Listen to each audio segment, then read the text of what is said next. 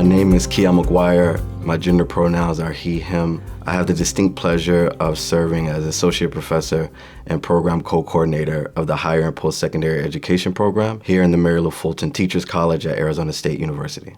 So currently I'm working on 2 research projects that examine the relationships between religion, race, and the experiences of Black college students. So for one project, which is being funded by the Spencer Foundation, myself, along with 2 colleagues, Dr. Saskia Casanova and Dr. Samiha Rahman, we're looking at the experiences of Black Muslim college students attending historically white institutions, both in the state of Arizona as well as in the state of California. And there's really 3 kind of anchoring questions that guide this work. So first, we're trying to understand how is it that Black Muslim college students thrive, resist, create and sustain joy, and support one another in the face of various systems of oppression that they encounter. So whether that's anti-Blackness, whether that's Islamophobia, we're trying to understand how are students kind of creating worlds that sustain, again, joy, success, and thriving for themselves within these institutional contexts. At the same time, we're trying to appreciate the various things that might undermine their educational experiences and their success, and how that might show up within the classroom, but also outside of the classroom. And ultimately, we would like to be able to present a really nuanced understanding of how both things can be true. So students can be sustaining and thriving and experiencing joy and empowerment, while at the same time, there are ways that our institutions can do better to serve this particular group of students. I'm also currently working on a research project where I serve as a co-principal investigator with my colleague who's the PI, Dr. Julie Park,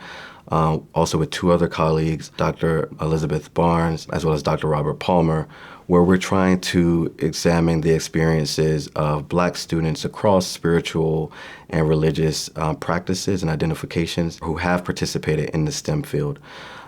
There's a lot of national conversation about the underrepresentation of Black students in STEM majors. However, there hasn't been as much attention given to the ways that religion and or spirituality might influence and inform students' engagement within these STEM spaces. So on the one hand, we know from prior research that Black students, or Black people more broadly in the United States, have higher identification with religious categories or with faith traditions, but also higher rates of spiritual and religious practices and beliefs as well. However, we haven't paid attention enough to the ways that this may or may not matter as they participate in their STEM majors. And while there has been a number of studies related to how religious students' beliefs in particular and theologies may at times present a barrier or a challenge for their engagement with STEM fields, we haven't looked particularly at Black students. And so we hope that this project would make a contribution by shedding light on these 2 phenomena as they interact within college and university environments. The other thing that is particularly significant about this project is that we're looking at the experiences of undergraduate and graduate students in both historically white and historically Black college and university settings. So we hope through this kind of comparative approach, we might be able to unearth some of the unique environmental factors that inform student experiences, whether or not they're in a historically white institution or if they're attending a historically Black college or university. So one of the things that make me particularly excited about this work is that it allows us to expand the conversation related to diversity, equity, and social justice that is happening in our country at this particular moment, both within college and university context, but even more broadly within society and across workplaces. Often when we think about diversity or inclusion or equity or social justice, we automatically or intuitively sometimes start with race, but too often we also stop with race. And one of the ways that our work is informed by really a longer tradition of Black feminist scholars or scholars who have called us to look simultaneously at race as well as gender or as well as class, and for us in this situation, religion, allows us to have more complex and nuanced discussions about the ways that we can show up as our full selves in college or university settings as well as in workplace settings. So when we think about, for instance, students who hold particular religious or spiritual beliefs, their religious or spiritual identity does not define them solely. It does not even overly define them. And one of the things that we need to consider is how are other salient aspects of who they are, how does that show up and inform their experiences in college and university settings? And so for us, we think specifically about intersections as a rich and powerful starting point to tell stories that have often not been told. So as Kimberly Crenshaw, who is often credited with coining intersectionality, talks about, it is a tool to tell the stories that have not been told, the stories that exist within the margins. And so our work really is about that. How do we engage in a humanizing way to share these stories, to share these approaches in order to make all of our working and learning environments more inclusive, more equitable, and more just. Our work with Black Muslim college students really has been ongoing since about 2018. We were fortunate to receive early support from the Mary Lou Fulton Teachers College Office of Scholarship and Innovation. We were also able to receive an additional seed grant from the Institute of Social Science Research here at ASU. And those were incredibly important for us to begin to both build relationship with the community members that we worked alongside, but also for us to learn and refine really what we wanted to focus on. What is the stories that ultimately we hope that we can tell, and what tools and resources did we anticipate we could offer as a result of our work alongside Black Muslim college students?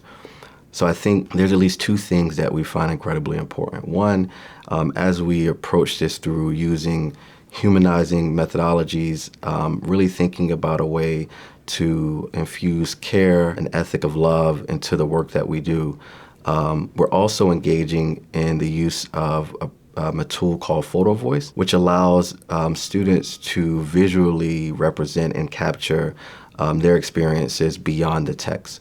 And one of the things that we would like to do with these visuals is to offer kind of a visual counter-narrative to what it means to be a Black Muslim college student attending historically white institutions. So again, how can we visually represent joy, resilience, brilliance, love, beauty, success? And we think that kind of creating a visual archive, so to speak, would offer a public declaration and a counter-narrative to the ideas and tropes that presently exist in our public discourse. But we're also interested in developing a tool that allows us to capture intersectional microaggressions and microaffirmations that students experience as they're attending colleges and universities. So currently we have different scales that allow us to understand how students experience and where they experience microaggressions. But oftentimes those scales focus on a singular social identity that is targeted, so whether that's race or religion or gender. And what we would like to offer is an intersectional microaggression scale that focuses on substantive engagement with religion, with race, as well as with immigrant status. In addition to that, we also want to capture those small moments of affirmation that students experience, whether they be from peers or from faculty members or from staff members outside of the classroom. What are the spaces that allow them to feel like they belong, that they're welcome? And we will create a tool that really captures those phenomenon as students experience them on campus. One of the things that we're interested in learning as we embark on this work with religion, race, and STEM in both historically white institutional contexts as well as historically Black college universities is to begin to name a phenomenon that is extremely relevant for Black students, but that is oftentimes seen as out of bounds for any discussion around science. So oftentimes we think of science and religion as existing on a spectrum as polar opposites. Science is anchored by reason, by observation, by rigor, whereas religion is anchored by emotionality, it's not real, and it continues to change over time. And there's nothing that we can really rely on as we think about religious practices. It's usually how these things are pitted. However, what we hope to do is to think in a way that doesn't create these false binaries between these concepts, and simply ask, how does science, for instance, approach knowing, understanding? What is the culture of science that prohibits teamwork and collaboration? And in the same way, when we think about religious or spiritual traditions, what are the ways of knowing that Black STEM students bring with them to the classrooms? What are their ways of relating to one another? What are their ways to collaboration? And what are their ways to thinking about making a difference through their work? So we hope that by bringing these conversations together, we actually will begin to talk about something that is already interacting that we simply don't name. And then hopefully by allowing students to bring their full selves into the classroom, we might have an opportunity to create more welcoming and inclusive classrooms for Black students who are in STEM majors. So one of the opportunities to learn in this project with Black Muslim college students that really started with our initial kind of exploratory and pilot work in 2018 was to understand how do we build good relationships with communities from whom we may exist as complete or partial outsiders. So for example, while I identify as Black or I am Black, I'm not Muslim. And for communities whom often have outsiders approaching them to do research or to ask questions that may not always be sincere or genuine or has the community's best interest at heart, one of the things that we really wanted to do was to practice patience, humility, and transparency in our approach as we worked alongside Black Muslim college students and the communities that we interact with. We often say that we put people over research and the research process.